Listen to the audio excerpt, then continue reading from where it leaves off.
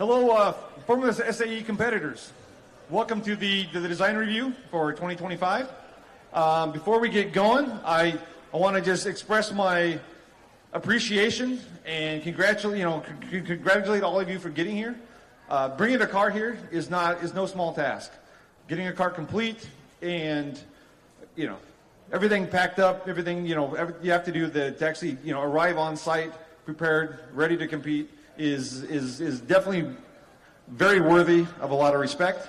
All of the design judges have a tremendous amount of respect for each of you just for getting here, getting to this point, and that's the baseline. We only gain more and more appreciation and respect as we talk to you more and more, and hear all the things that you've done, and get more revealed as to all you've learned and put into your cars. So how about a round of applause for yourselves? You guys absolutely deserve it.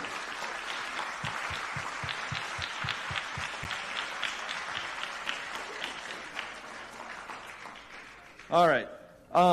Well, there's still some folks outside. Hopefully everybody's sitting here inside had a chance to take a quick look at the 3 cars that are sitting outside the tent. Those are our first, second, and third place cars in design. I think you'll find, if you were to look at the overall scores, that not only did those cars do very well in design, they did pretty well across the board. I don't have all of the the final results, but I'm fairly certain that they were very strong. In a similar way, during design finals, a very significant number of the design finalists were in the top 10 for autocross, as well as other skid pad and acceleration as well. So again, it kind of really helps reinforce that sometimes it's like, well, the design is it's just like more of an academic thing. And no, I don't think it is. I think it really there's definitely a very strong correlation between the teams that do very well in design with the teams that finish well. There's clearly exceptions. There's definitely some cars that were extremely well put together and are very, very fast, very competitive on the track, and maybe for whatever reason the teams weren't able to very well articulate some of the elements of the design, or maybe sometimes a lot of the car was kind of a carryover car from previous years, so the teams aren't really fully up to speed yet. They knew what to build, but they didn't have all of the engineering background necessarily to fully support it. But as time goes on, we hope that you'll develop that as you go from year to year, and again, just keep growing the legacy for your universities. So I guess first off, we will jump to, our third place finisher in design is car number 124, University of Wisconsin-Madison.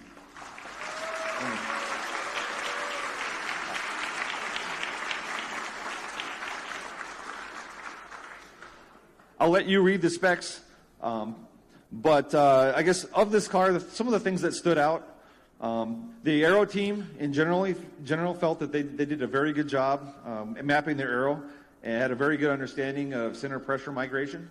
Again, baseline is what are my lift drag numbers, that kind of a thing. But this team had a very good understanding for what happens in a real world situation as the car is accelerating, decelerating, with yaw, with roll, all of those, what happens to, that center of pressure, how does it change with not only with speed, but with, angle of attack and whatnot. Overall, the very solid cooling system analysis. This is another area where a number of teams kind of fall short. Just, it's one of the systems that's often just, effort is put in, but at a pretty cursory level. But they did a very, very thorough job and could very well explain what they did and why. Similar applies to the differential. Differential, a lot of teams will just, I'm just going to pick the Torsen, I'm going to pick the Quafe, and put it in there and hope for the best. Well, the impacts of the differential actually can have a pretty major impact on vehicle dynamics. So it's important to understand how the differential works, and understand its impact on vehicle dynamics, so that you can then tune it, adjust it, and account for it, in the overall vehicle dynamics, your overall vehicle dynamics plan. Team organization had a very, solid workflow. The team basically had a very organized approach. Again, with a project this big, in order to do a car, a top level car right, it takes an incredible amount of organization. to make sure that everything gets covered, that you're not stepping on each other's toes, that you're well documenting things for future years. This is another area where the team has excelled. Powertrain team noted that they've got very good and full control of their engine control units software.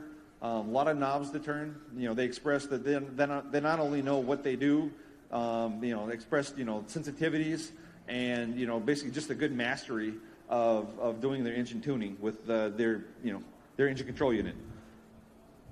Also, it displayed excellent sensor knowledge, and basically how to collect the data that's useful, how to use that data not only for the car but also to work with the driver.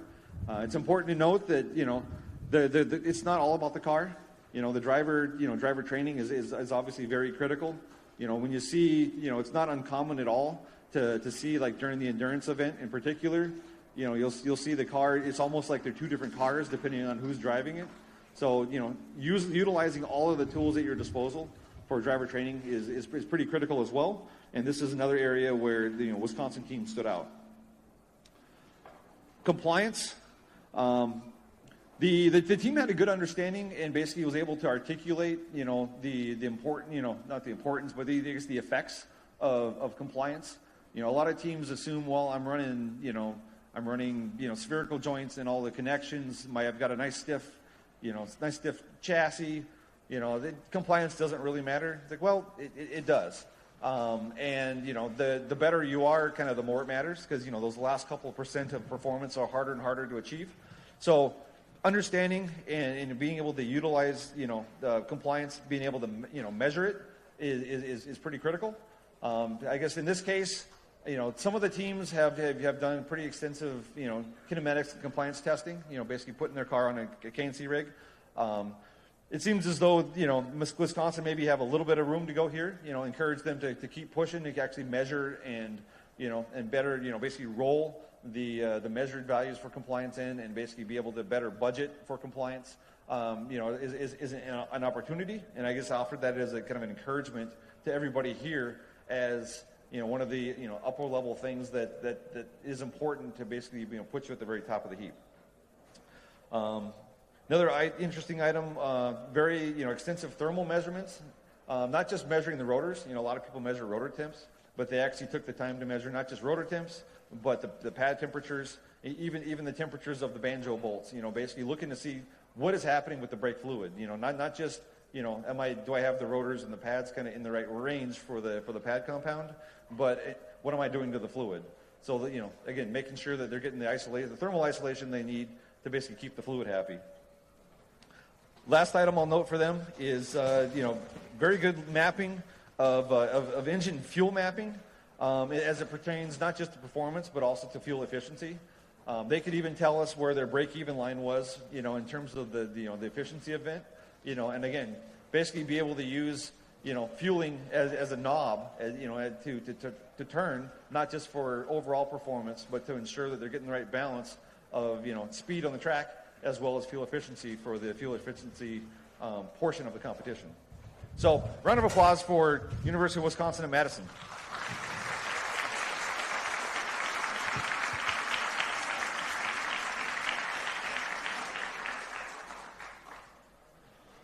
So, that leaves our first and second place in the design. In second place, we've got car 148, CEFET.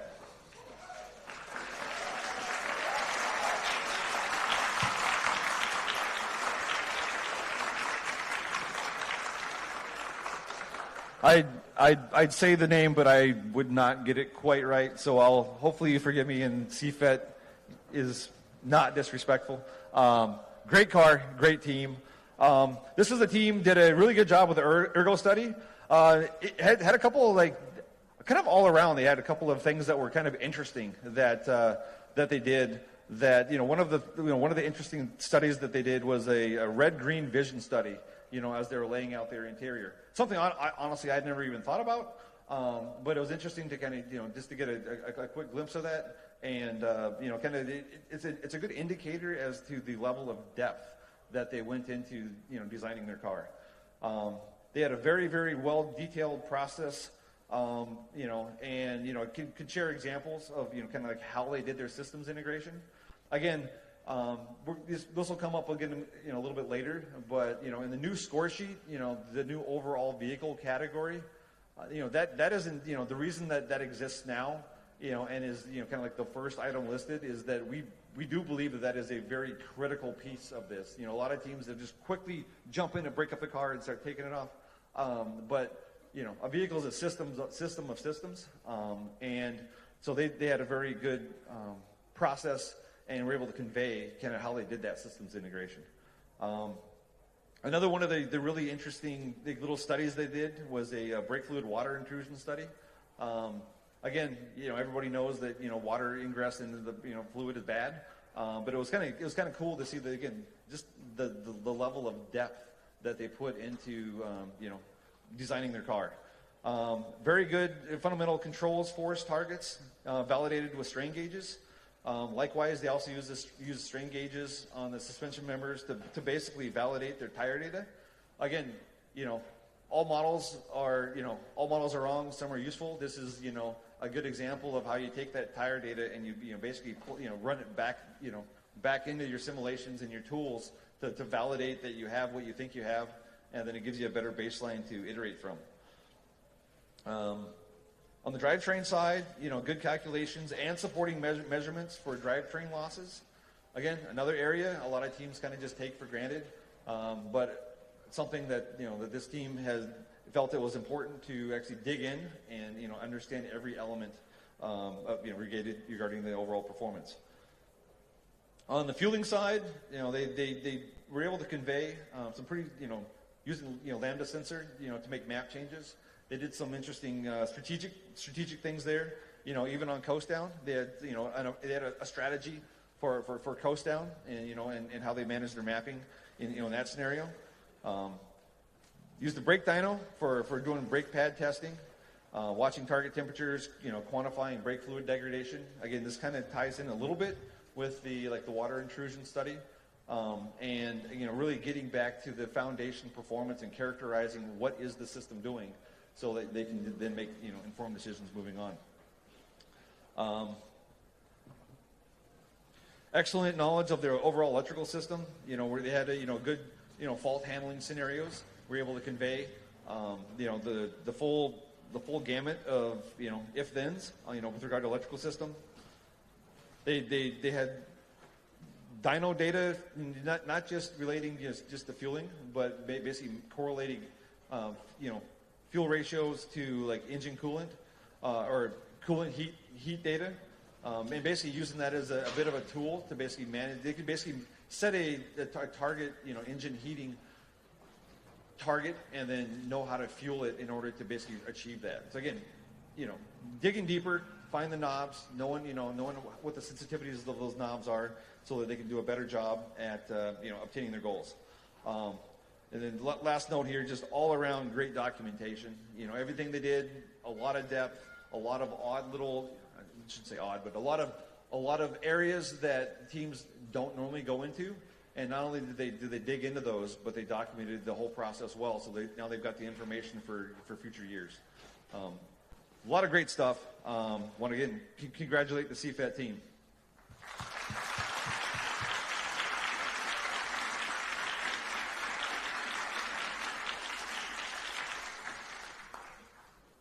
This brings us to our first place team, which is car number 8, Purdue.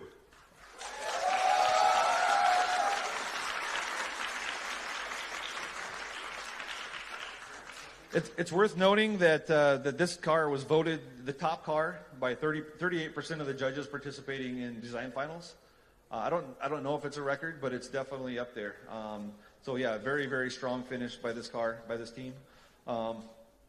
Very, very similar to CEFET. You know, there's a whole number of studies and trades that they did that were not necessarily the, you know, full on every team does it kind of a thing. The things, you know, they did those well. You know, they did those as well, and they did them well. But some of the, you know, the extra little things are you know, interesting, and I think, you know, help set the team apart.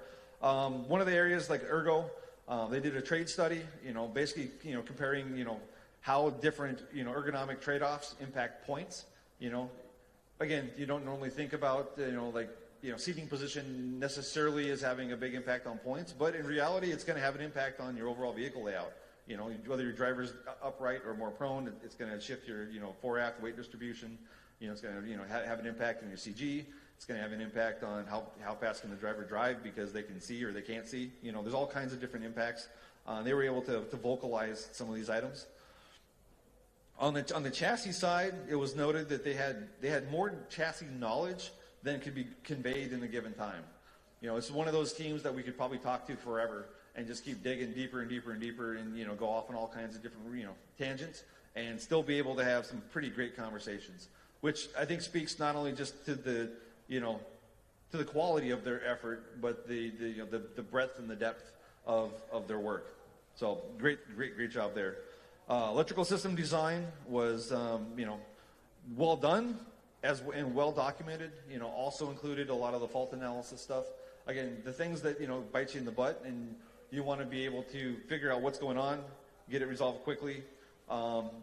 This also kind of ties hand in hand with the amount of testing that they've done. I don't remember what I didn't capture how many testing miles they had, but this was not, this weekend was not the first time this car was on track, that's for sure. This car's been driven, and it's been driven a lot, and they've learned a lot in the process. And when doing that, they can actually show, they were able to show us a lot of the driving data, including data that they did, that they just took yesterday.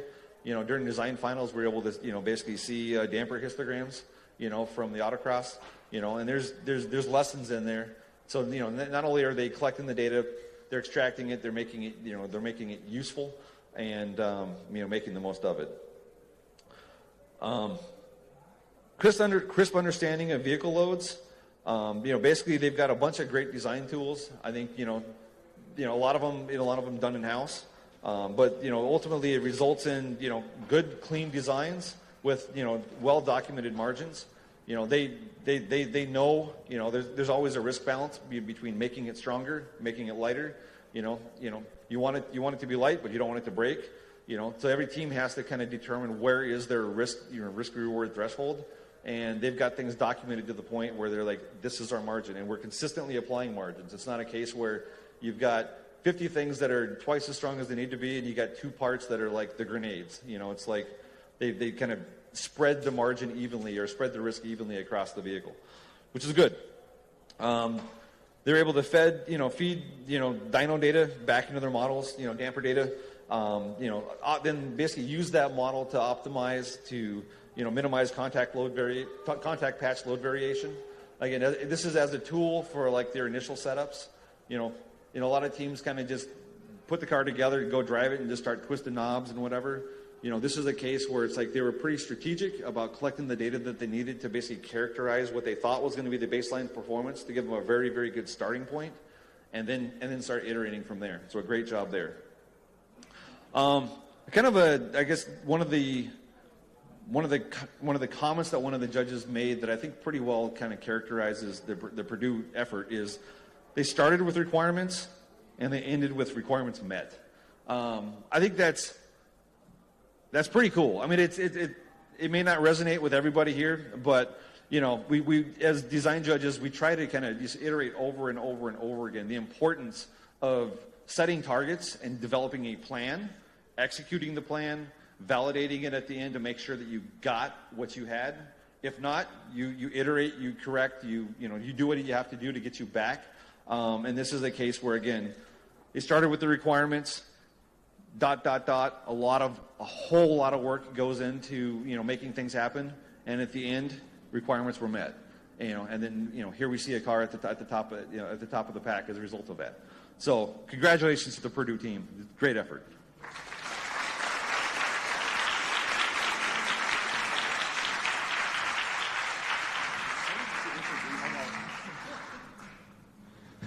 Okay, that was Chief Design Judge Tony Licio.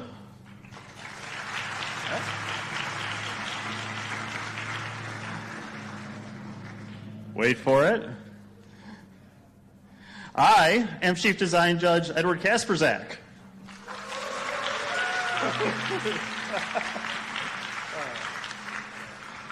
Tony's already expressed our appreciation for all of you, all of the teams here competing, and all the hard work that you've done and put into this. I get to express our appreciation for the 80-plus design judges who have volunteered their time this week to spend it with you. Okay, we have such an awesome crew. Yep. Yeah, you would not believe the hours put in behind the scenes, just like someone who's not been part of a Formula SAE team would not appreciate the hours put in behind the scenes that you do. It goes both ways, it continues. And for those of you who are graduating and you just can't get enough Formula SAE, consider coming back and volunteering in some role. We will not accept you as a design judge for about 5 years, but you could do other jobs and hang around, and when the time's right, we'd love to have you join the ranks if you're qualified. So keep that in the back of your mind. You know, many of our judges are past competitors, far more than aren't. It's a really cool thing. Okay, so I get to give some general comments and feedback, and I think the first thing to say is that if you're a negative person, you're going to hear this very negatively. The design judges as a group are not negative people, okay? We will point things out. Maybe it's better to keep score of how many things don't apply to you, but we are going to point out some of the things that we're like, oh, we see a lot of this. We'd like to see that do better, but again, the judges are positive, encouraging people. We strive for excellence. We want to encourage and help you find your own excellence. And so don't see this as judges are knocking on you. This is we're all learning, okay? And even us judges are learning how to do better. In our careers, we're learning how to do better. We just don't stop learning how to do better. Okay, so let's get to the first page. Is that the first page, or did you double click on me? Thank you. No worries. Okay, so first, just the key first points, the overviews. The teams that score highest in the design have a few things going for them. They're the ones who have the best understanding of their vehicle, okay? They've completed this theory, design, build, test, validate, and refine cycle on the most parts of their car. And if you notice, the arrows don't start at build and go both ways outward. Build's in the middle. Okay, we really do have that expectation of, some basics, that stuff in the first few chapters of all the books in your engineering classes. That stuff you just know. And then you applied that to your current problem with your constraints, and you've come up with a design, and then you've built it. And then you've seen if it actually does what you think it was supposed to do. How'd you do? And even if you decide that, oh, I screwed up, and now I've learned that I should have done this differently if I had another 3 months and budget and et cetera, we're going to appreciate that because you've completed the cycle and you've learned in the end, your understanding has grown, okay? So even if you get it wrong, you still get the appreciation of the judges. It's a good thing. These teams have excellent vehicle synthesis. We talked about the overall vehicle category. We'll talk about it a bit more, but again, it's not a bunch of subsystems that just happen to be on the same car. And perhaps most crucially for earning points, these teams who are in design finals, our top 3, can show their work. You ask a question, out comes the laptop with the graph, or the binder with the plots, or they point to their board, or it's here's the broken part. It's hard to ask the best teams a question without getting a visual along with some words. They're really good that way. We always say that we judge the team more than the car, and we do. So what your knowledge is way more important. Our judges have no preferred vehicle architecture. You cannot show up here with the wrong engine. You're not going to have it just, oh, that one right there, you shouldn't have that engine. However, if you tell us that you think the way to win this competition, your goal is to build the simplest, lightest car, that is the way to do it, we're going to say, okay, why do you have a 4-cylinder engine with a twin turbo? That is the wrong engine for your goals. But if you told us the way to win this competition is to go all out, big power, big everything, and you come with a single, and we're like, that's the wrong engine. You need a 4-cylinder, So we start with your goals because we take the premise we do not know what the best way to win this competition is. That's for you to decide. All your design decisions flow from that. And if you can tell us a consistent story, We've got other events that will prove you right or wrong, but from a design process, we're happy if you've got a nice, consistent way of thinking all the way through your process. This last one's interesting. The design event actually begins when you submit your design documents. Every year we get a complaint that somebody's upset that we got to first round judging and the judges had this preconceived notion of us, and it's like, well, yeah, we read your documents, right? We put in our homework reading what you've sent us. We have things that we are like, hey, that looks interesting. Hey, I'm not so sure about that, so I want to ask some questions about both of those. And if your documents are leading us in a certain direction, then, well, we're leaning in that direction when we talk to you. We talk to you for, 45 minutes? We have your documents for weeks. If that doesn't underscore the importance of the documents, hopefully you see it in a little different light. Speaking of documents, next one's the unpleasant slide. This is one that most of the field doesn't have to worry about. It's getting better, but we still have way too many late penalties. It's completely unavoidable, and that's why I don't like talking about this one. You have a deadline that's like 6 months out, and your documents get submitted late. Why? I cannot understand. This time we had 12 teams earning late penalties for their documents, including 3 who were just after midnight, within those 5 minutes after the deadline. It's heartbreaking, honestly. There is no penalty for submitting it closest to the deadline, or no reward for being closest to the deadline. There's no penalty for being a week ahead, 2 weeks ahead. Submission opens way early. It'll probably be a lot stressful on teams, even the ones that made the deadlines, to set your own deadline earlier and have a much calmer experience pulling all this together, and your documents will come out better, and it's just going to be better all around. So, next year, if you don't do it already, set an earlier deadline. Give yourself an extra week. Pretend that's the real deadline, and try to hit it. It'll go well. As for formats, mostly it's a few were too big. 3-view drawings, not placing 3 views on 3 different pages. Those were the things we deducted for. In general, the design briefings and the 3-view drawings and spec sheets are quite nice. The field as a whole is doing a really nice job. I do want to point out, though, that these are unnecessary mistakes. When the template says 56 pages and PowerPoint counts them for you, I don't understand. And as like I said, the overall penalties are down since May of 2024. Now, you've spent the past few days, I'm sure, looking at all the other cars around here, right? I mean, that's one of the best things about competition, is getting to see the other cars, talk to the other teams. Did you see the cars described on this next page? Okay, according to the spec sheets, there's a car with a 60-millimeter wheelbase. You might have missed that one. It's really small. Okay, we've got 3 different teams here with 16-inch wheels somewhere. There's one with 45,000 hertz front wheel rate. You won't hear it. It's above audio frequency. I want to pair it with the next one, which has negative 58% critical front down stamping, and see what happens. You see where this is going. I like the one with the 11,000 square meter aero reference area. That's one kilometer by 10 kilometers. Okay, so the spec sheet is a defined format with defined units. There's several ways this goes wrong.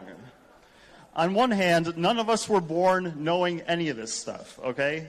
There's a learning curve, and maybe you don't have a feel innately of how many bar your fuel pressure system should run at. And if somebody told you it was 65 bar, you certainly, there was a time when you had no clue that was right or wrong.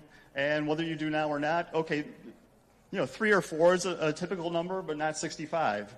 So even if the person who typed that in didn't know it, somebody on your team hopefully knows it and should then pass that information on. And even if everyone's a little bit out to sea, there's this thing called the internet, which is right sometimes And there's resources that are even more trusted, which could be right more often. Yeah, the numbers that we ask for in the spec sheet are there because we want to see them as judges. We want to understand your car. We also want you to know that they are important numbers to describe your car. And so part of learning to do what you're doing, whatever part of the car you're on, is to speak the language, know the numbers, have that kind of feel. So at one level, okay, none of us knew 65 bar was way out there when we were born. If you're working in that area, though, you got to learn that and be able to say, oh, wait, that's wrong. And then, of course, there's the whole just catching typos. Typos are a thing, sure. The ones that really bother me, though, are just like the 60 millimeters. It's like, I know what you meant. It was 60 inches, but we asked for it in millimeters. The spec sheet says millimeters, and just engineering is not I know what you meant kind of field, right? You got to say what you mean. It's got to be the number. The precision is very important. Most of the field, again, random mistakes, sure. Hopefully that gets caught before it gets to us. Most of the field is good, but what you don't want to do is be the team that has these all over the place, because you set yourself apart in not a good way. And then, again, we see your documents and we start leaning a certain direction. It's like, well, why were the judges all suspicious of us when we showed up? It's like, well, your spec sheet was a mess. I just pulled a few examples out. If your example is up here, don't feel like I'm picking on you because you have plenty of company. But just so you see some of the kinds of things that we see, I wanted to express these to you. Be careful with all those kind of units, not only in the spec sheet, but in your design briefing as well. It's just what we do as engineers. We need that kind of accuracy and precision. Okay, now. We have 3 pages worth of comments from our design judges. After doing first round and finals, we went around, we talked to our judges, and basically, what are the themes? What do we need to tell you? So this is not only coming from us as chief judges, but this is a reflection of what all of our judges have been seeing. Again, see how many of these don't apply to you, and then learn from the ones that do. One of the biggest complaints is that there's a lack of presentation materials from many of the teams. Again, some teams are awesome, but in general, we want to see what the top teams can do. We want to see the graphs. We want to see the pictures. We want to see the broken parts. We want to see the data. We want to see whatever you have that shows that you did the work, you did the calculations, you verified your result, you analyzed things. However you did it, you show us. If you show up to design with a car and your hands in your pockets and that's about it, it's not the way we as engineers talk to each other. It's the knowledge spoken is great, but graphs, data, plots, pictures, all this stuff is really what you need to go to a level of a design finalist. And of course, we want to raise the whole field up to get to that point. Vehicle documentation kind of piggybacks on that, which is often lacking. You need to know your car, and in the heat of the moment when you're asked what your front ride rate is, if you can't think of it off the top of your head, you should be able to open up something and look it up. And most teams, I think it's fair to say, don't have that level of documentation across enough of the systems of the car. It's impossible probably to have all the systems at that level. Maybe it's not. Maybe it's a great goal, but we'd like to see you have your car documented so that you know the numbers. If they're not off the top of your head, you can look them up and be able to reference them. This next one's interesting. Analysis itself goes beyond one simulation run. It's nice that you've done a certain something with simulation on your car, whether it's a stress analysis or a CFD or whatever.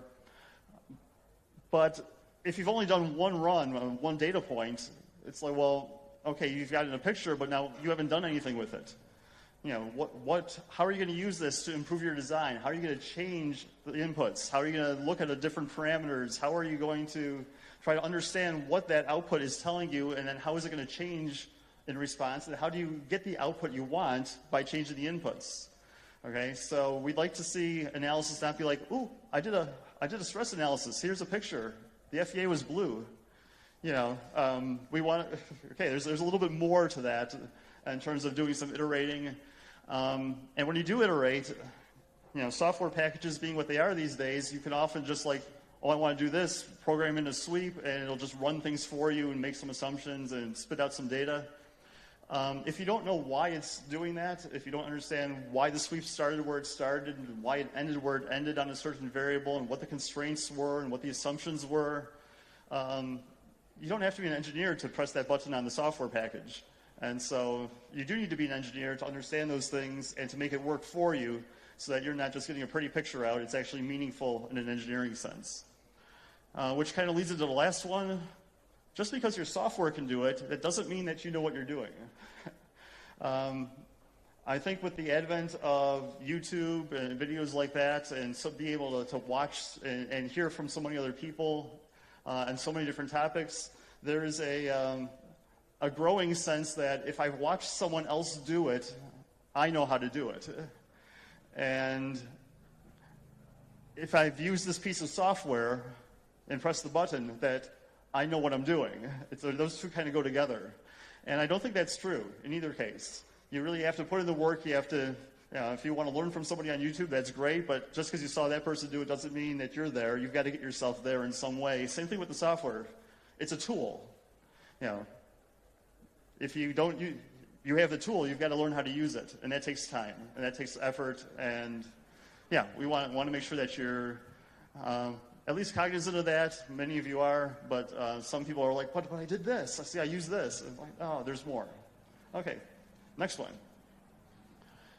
Okay, here we are back to the overall vehicle again. The design synthesis or design integration is critical. Okay, I have never ever once seen an aero package go around the endurance track by itself, or a suspension go around autocross by itself, or an engine complete a lap of skid pad by itself. Okay, they all go together, and they all need to work together as a system of systems. Now, mentioned earlier that the new score sheet we've been using has a dedicated overall vehicle category. The old one did too. It wasn't called overall vehicle. It was called systems integration, and it was intended to serve the same purpose. One of the reasons we updated the score sheet this year is because we thought that wasn't obvious enough, and that we wanted to really make sure that it was clear that the focus was you got to work from an overall system down to the details, then back out to the overall system performance.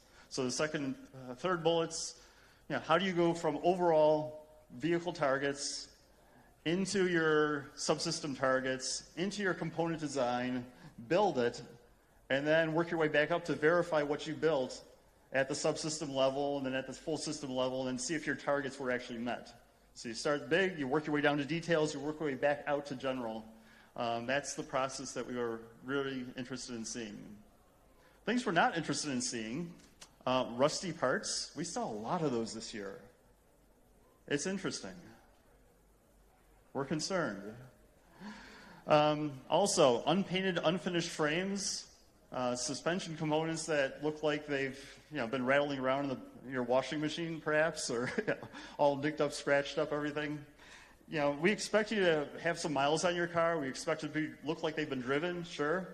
But your presentation is a reflection of your team in general. And if your car is shabby and not the best looking, then your team probably isn't all that well put together. Those things tend to correlate.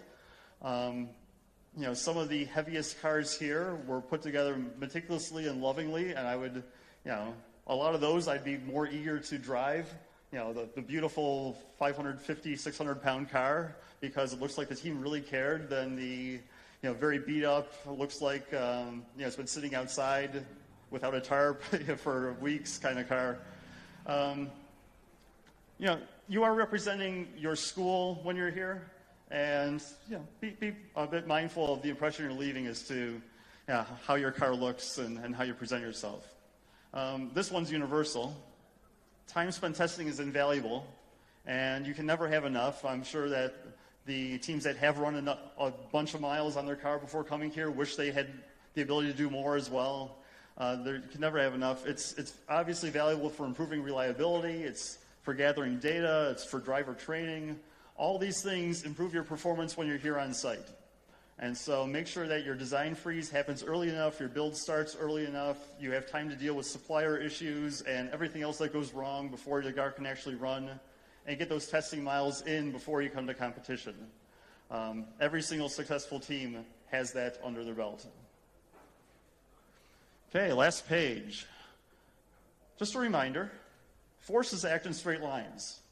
So the components that carry those forces should also act in straight lines. Okay, why there are control arms that do arcs or S's in A arms or bell cranks that have beautiful cutouts in them that don't go from point A to point B in a straight line, it's confounding. The reason it's confounding is because you put those members into bending, and to then have to carry not just the force but also the bending moment, you're going to have to add some size and some mass to those pieces. So not only have you made your calculations harder, you've added mass inherently. The system is now going to be more compliant, unless you add a whole bunch more mass and make it stiff as it would have been if it didn't have to carry the bending moment. Just don't, right? There's a reason that push rods and control arms, suspension members especially, are straight. It's because that's the most efficient way to carry the force. Don't add in a bending moment that doesn't need to be there. Same thing with cantilevered suspension mounts, our poster child rod ends and bending. It's unnecessary. Yeah, you could build a car that's perfectly, it's never going to fail if you just make the rod ends big enough, right? But it's against the principle of a rod end and what its purpose it's supposed to serve. It's not a good design choice. So avoid those. Let's see. Speaking of the long push rods, some of your push rods are like 12, 15 inches long. It's impressive. 30 centimeters, 40 centimeters long.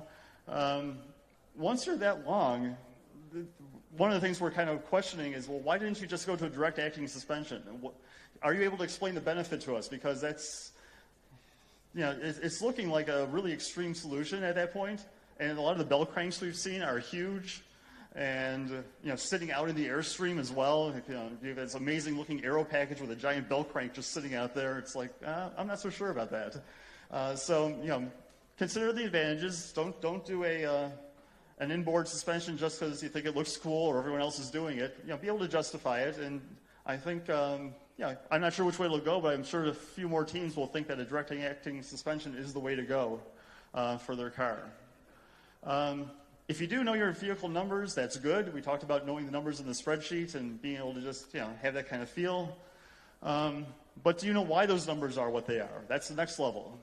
Okay, you got to know why certain numbers are what they are. And I could give examples, but every single case will be different. Go deeper. Okay, always try to go deeper. This next one is interesting.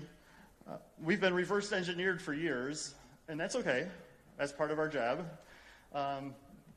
Teams will bring us plots because they think the design judge wants to see it. And that's true, but you got to get to the next level on that one as well. Okay, the design judge wants to see it because it's telling you something, it's important to your vehicle performance, and it is somehow helpful to your design process, right? So when you make that plot that you think you're going to show us because we want to see it, okay, that's just step one. Now we want to know, what did you learn from it? Why is it important? How do you use this to improve your design process? What did you do with this? Again, don't just make one plot like that. What affects it? What kind of inputs give you different outputs? How can you tame the shape of that plot, whatever it is, to do the best for you by changing the inputs and changing your design? Okay, so that's really where the key is. And then the final comment here is that many people this week have noted that there's overlap in the categories in the spreadsheet. That's intentional. The overlap is inherent because you have a system of systems, and they need to talk to each other. And there's no way to separate it. If we divided up the score sheet in some different way, you would still have overlap. Okay, there's no way to get rid of it. It's a feature, not a bug. Okay, and so the message is, yeah, there's overlap. You can't be pigeonholed into your subsystem and be a suspension team member that has no idea what the aero loads are doing, or what the chassis compromises are. You need to talk to each other. and build a system of systems, a whole integrated car. So with that, Tony, you want to come back up? And we have time for some questions. So who has a question and would like to go first?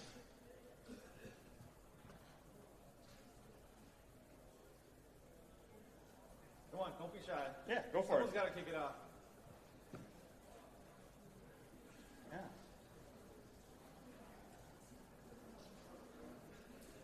I guess that was definitive. There we go. Oh. Yeah. What is the biggest change you can see on the structure side when you changed it from frame and body to chassis and general category? Okay, so what is the biggest change we expected to see on the chassis side when it went from being called frame body to what? To just chassis, yeah. I was trying to remember her exact wording. Yeah, you want to take it off?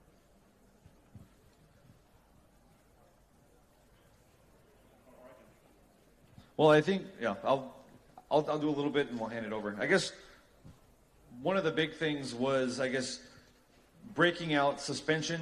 It wasn't so much for the frame and body piece of it. It was more for the suspension piece of it to kind of isolate off the kinematics and the vehicle dynamics elements from the mechanical, more like machine design elements of all of those members.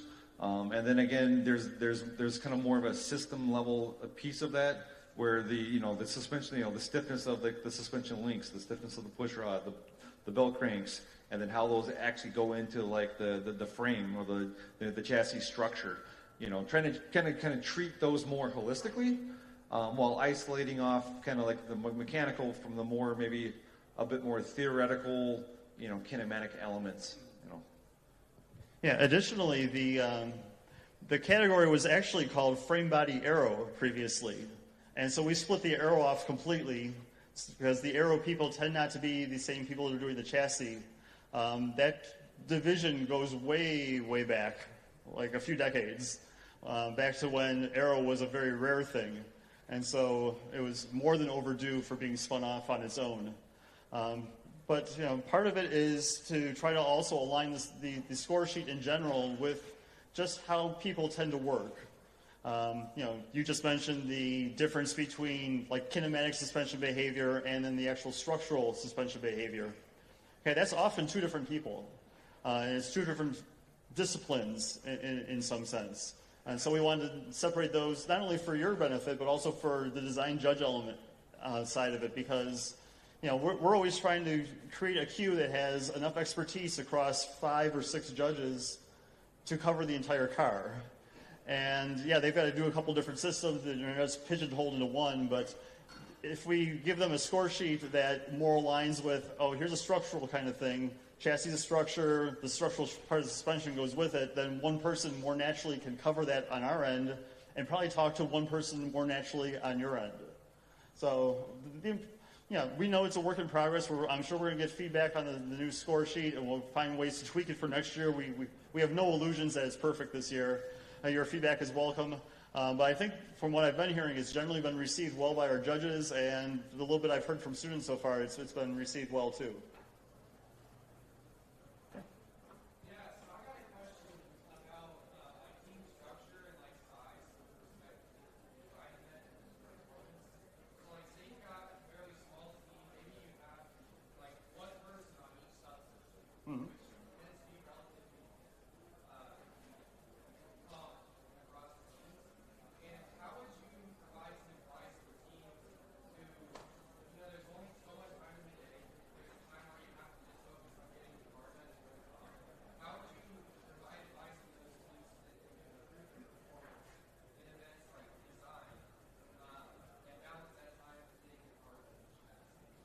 Okay, so the question is, in summary, if you're a smaller team, how do you prioritize like finishing the car and doing like preparing for design? And are you basically reading between the lines? Are you at a disadvantage for not having a large team in a design event?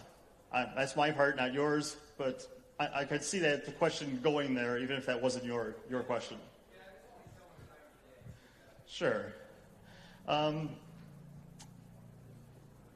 I think as long as you have enough team members to talk to the design judges in the design event, and you don't have design judges standing there waiting to talk to the one person that knows everything, you're good.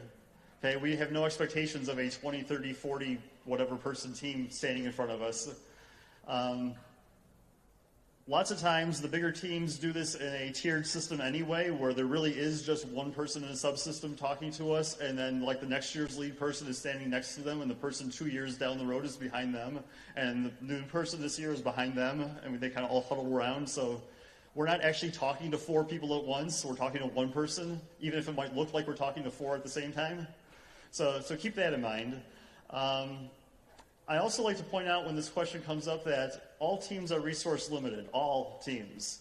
And the resource limited in time, which is the same for everybody, manpower, money, and what like extras they have access to. You know, if you live next to, your school lives next to a carbon fiber manufacturing plant, you're golden in carbon fiber probably. You get a relationship going, and that's an advantage for your school, but others don't have that. Everyone's got a little tweak on theirs of what they have access to or don't. The manpower side, if you're a small team, it has advantages and disadvantages. If you're a big team, it has advantages and disadvantages. It goes both ways in each. The challenges are just different. So if you are a small team, you know, don't think that, hey, if we had 20 more active members, everything would be solved. The problems would shift to a different place. And sometimes the 20, 30 member teams are like, man, if we could just get down to like 10 people, this would be so much easier. So I don't see anything as an advantage or disadvantage. You still have to manage your time and figure out when to build the car and when to focus on this and when to do that. And I don't think it's a small team, large team issue at all. Everyone has the same amount of time in the end, and it's always a problem. Tony, you want to? Yeah, I got a couple things maybe to add. I guess I definitely acknowledge that building one of these cars is a pretty huge undertaking. To do it well, you know, one person is not going to build a kick-ass SAE car in a year. That's just, I don't want to meet that person if they actually do pull it off, because they'll probably be terrifying. But I mean, ultimately, you know, to the resources piece of it, there's definitely an element of kind of grabbing the bull by the horns and trying to recruit. You know, Formula SAE is one of those things where it's got to be a bit of a passion project. You can't just force 30 people to be part of a team and have a good outcome, because the reality is, of that 30, you'll have 5 core people that are after it, getting after it. They're there at 2 o'clock in the morning on a Sunday, or whatever. So they have to be personally invested, and it is hard to find people that just are going to commit to what it takes to make it happen. And honestly, that's part of the reason why, like, as a recruiter, we come here, is because the people that make it here are generally the ones that know how to get after it. They're going to commit to something and make things happen, even when it gets hard and whatever. So I guess part one of the answer is try to just work hard to recruit people. Make sure you're recruiting people that you can count on. Not just live bodies. Live bodies are sometimes a negative ad. You can only have, you can throw the, freshmen, making spacers, and if they don't make them, who cares? But you're still wasting your time dealing with, some of those people. He's laughing. I'm guessing he's probably some personal experiences, some examples coming to mind. So there's that element. And I guess the other piece of it is trying to make sure that your prep time is efficient. And I think probably one of the best ways to do that is to grab, former alums, other people, interested parties, and kind of hold like little mock design reviews. You don't have to be an official Formula SAE design judge to be able to offer some pretty useful critiques and kind of go through the motions and, get some practice in.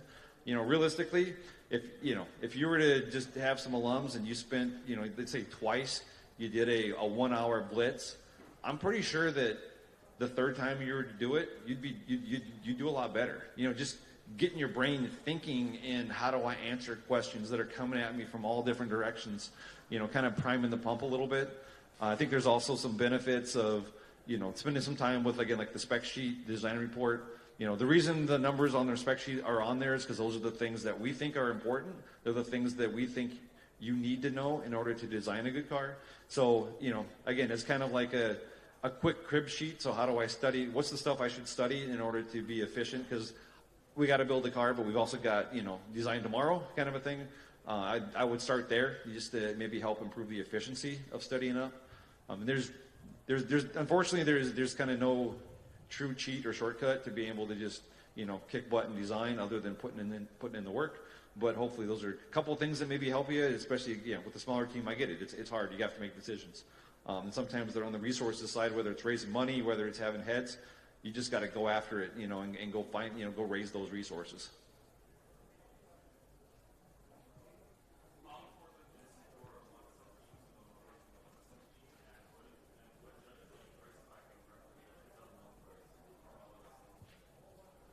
Okay, I'll repeat your question. You can tell me if I got it right.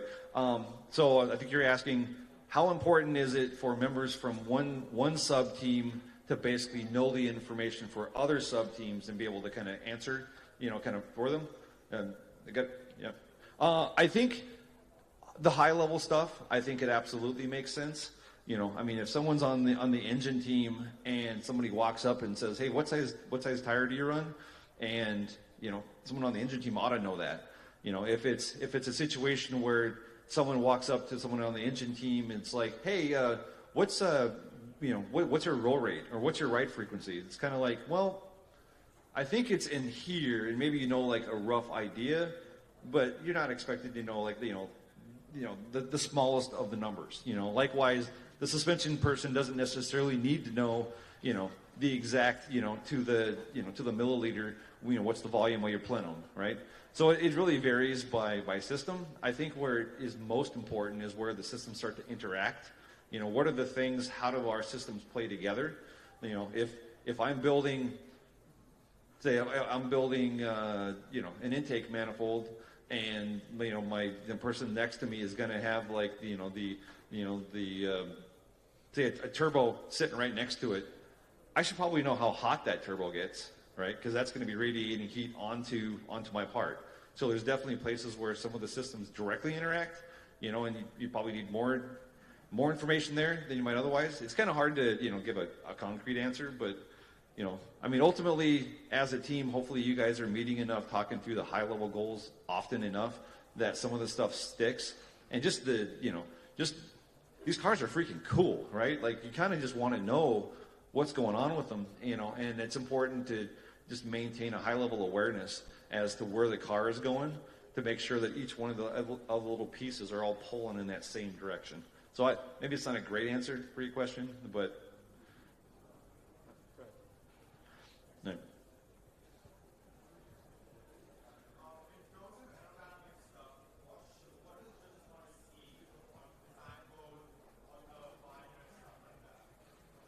Okay, so the question is, basically what for aerodynamics in particular, what types of information do the judges want to see? All of it. We'll obviously want to start off with the fundamentals, and it isn't so much. I guess some of the probing of the fundamentals are more in the lines of the questioning that you'll get, but basically what are the parameters that you use to design your system, and then how are those because those, say again, like lift drag coefficients or whatever, or knowing like your pitch sensitivity for your aero package. Those are elements that then roll into other aspects of the design. And ideally, again, we're starting off with some really high level goals, and we're just breaking the systems down into smaller and smaller pieces. And so looking for evidence that your efforts and your decisions are basically information based. Whether it's test data that you created yourselves, whether it's simulation work that you ideally validate and kind of confirm later on. But really, it's everything that could go into the design. Ideally, it's in an easy to digest format. It's easy to Ideally, you're not giving us a big table with just an eye chart of numbers. Plots are definitely preferred in this case. But I don't know. Yeah, I'll add. Just going to parallel what you just said. What we really want to see is that you completed that whole cycle, right, of theory and then some kind of a design, and then you built it, and then you did the validation, and then you've got some understanding at the end. So, what are your goals for this aero package? How did you set those goals? Okay, now what's it going to take to get those goals? How does that turn into some numbers? You know, like a lift to drag ratio or an overall downforce or a maximum weight for your package or, you know, whatever those things are. And then, okay, let's just see the train of thought. That's what we mostly want to see, whatever that looks like, okay? Show us that train of thought from goals down to your component design and then the validation back up the other way. We're happy, we're flexible, you know, our judges are experienced, they will be able to take in whichever way you present that in a sensible way, and they'll be able to tell if it's not sensible, okay? But whichever way it is, they'll adapt, they'll be able to speak your language, it's, you know, no worries, but we really want to see that whole process down and back up again. There was a question over here?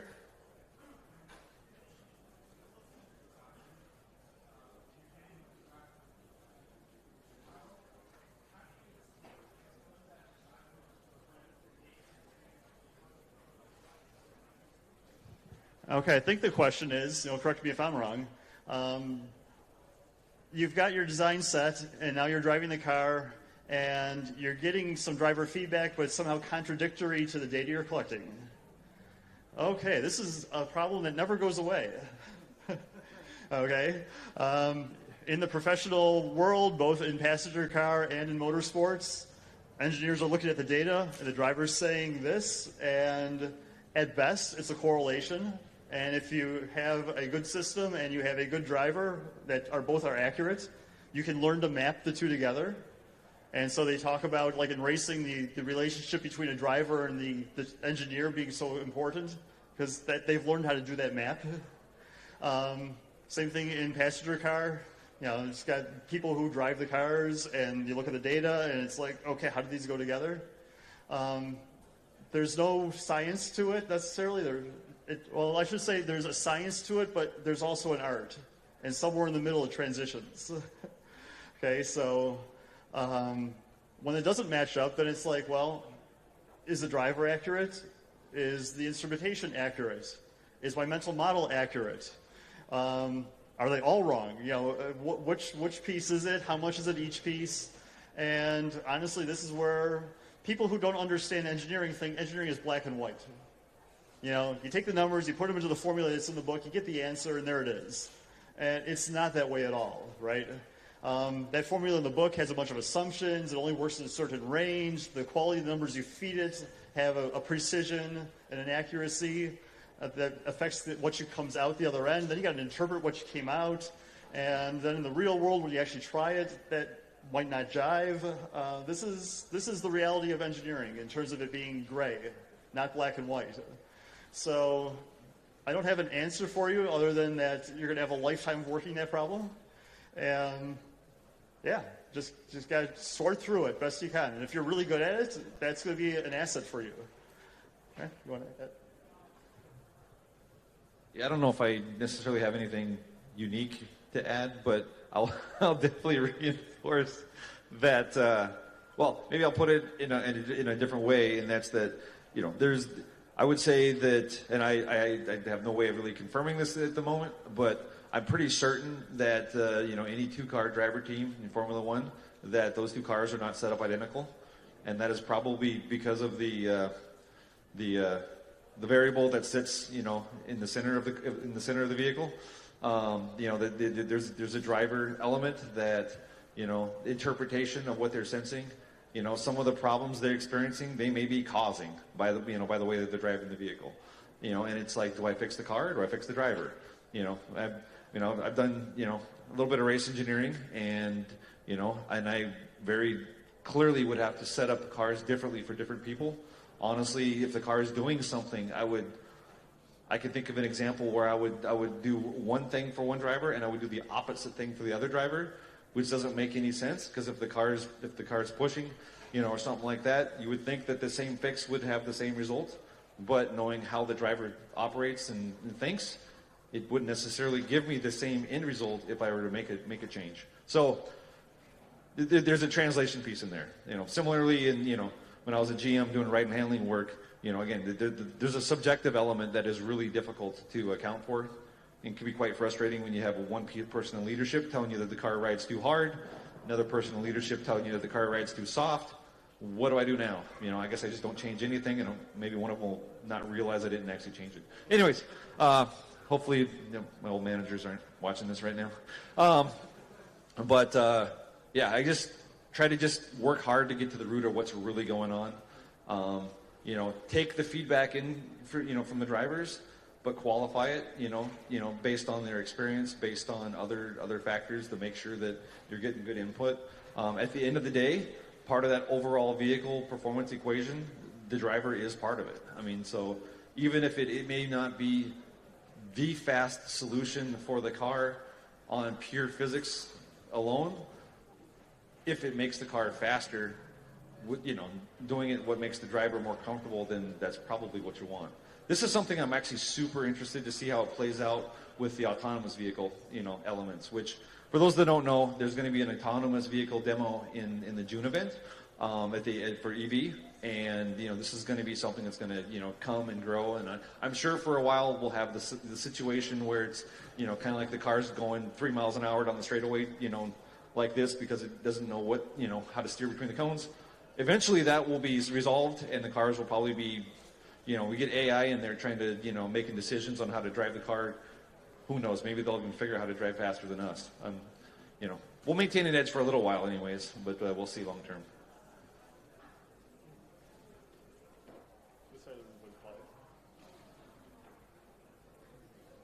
Yeah, we're getting good. Oh, go ahead.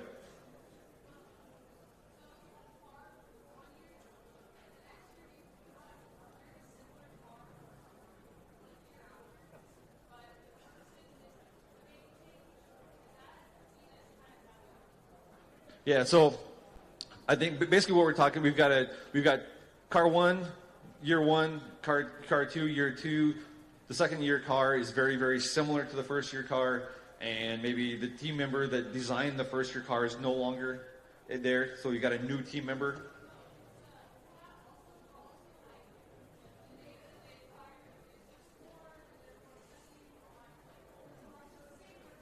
Okay. Okay. Well, there's no requirement by any means that you basically need to take last year's, you know, designs, throw them away, and start all over again. I mean, that would just be absurd. What the expectation, what we do have, is that whatever is there, the people presenting it, and this, you know, in this case, it was the same person the second year, but the person presenting it knows that information and can basically, you know,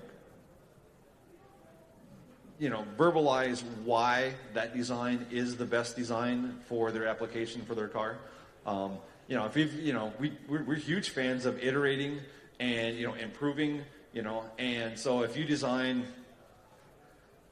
I'm not going to make up a part, but say you design something, it worked well, you want to, for whatever reason, whether it's limited resources, whether it's you really just are super interested in this solution, you want to just see how far it can go, you know, you just keep developing it and you bring it back a subsequent year, back with more data and more validation and maybe some different tuning that you've learned. I mean, these are good things. I would not see this as a negative. Where it becomes a negative is when it's, yeah, this part worked pretty good last year, we're just going to throw it on the next year's car, you know, and then it's like, well, okay, tell me about the whatever, and it's like, yeah, that's from last year's. It worked good, so we just left it. It's like, okay, so how did you design it? Like, well, we just left it. It's like, well, it's good that it was good, but, you know, how do you know, I can't assess your engineering, you know, your engineering effort if it worked last year.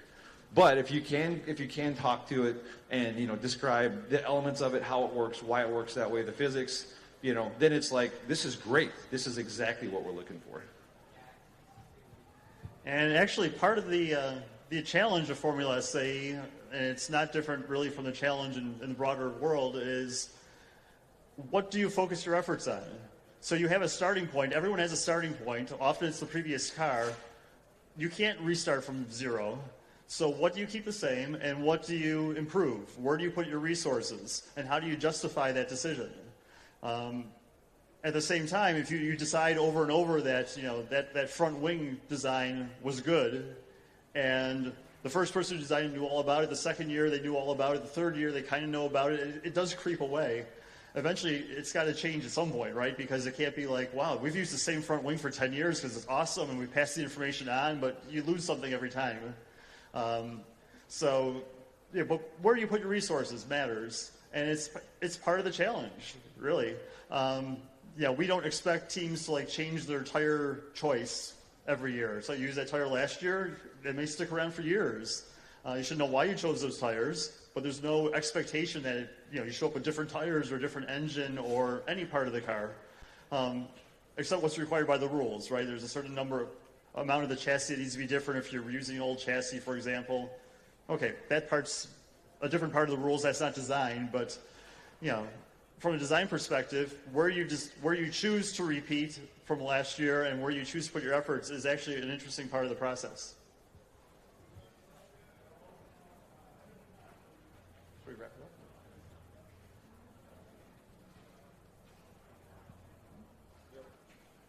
One more taker? One more?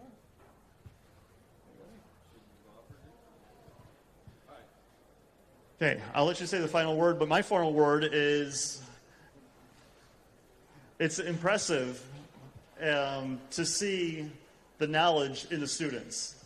The amount that you learn, I mean, you don't know nothing when you start college, but for those of you especially who are graduating this year, think back to how much you knew when you started college and where you are now, and how you can talk to industry professionals like design judges about some system in the car and wow them in many instances. That is impressive. And it's something that, this is the right crowd for us to be a part of, because, the way you take the information and you learn and you work hard and just grow so fast. I mean, this is why people want to hire you. This is why we want to be around you as well. This is the right crowd. And so massive appreciation from all of us for all that you do and how quickly you pick this stuff up and how you can talk to us the way you do and present the cars that you do with only a few years of experience. It's absolutely fantastic. So good job, everybody. Really appreciate it.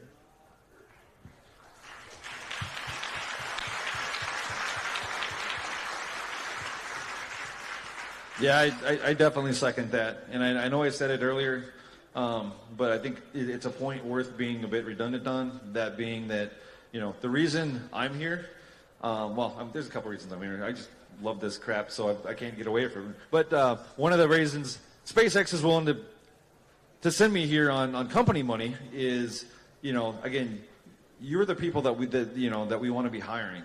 The same applies to GM. There's a reason all these recruiting tents are here, right? They could spend those resources going anywhere, but this is you are all part of a group of people that are committing your time. More often than not, you're not getting credits for it. You're just doing it because it's cool. You want to do it. You care about it.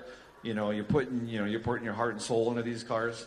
You're learning an incredible amount of information. You're learning stuff that you cannot really learn out of books.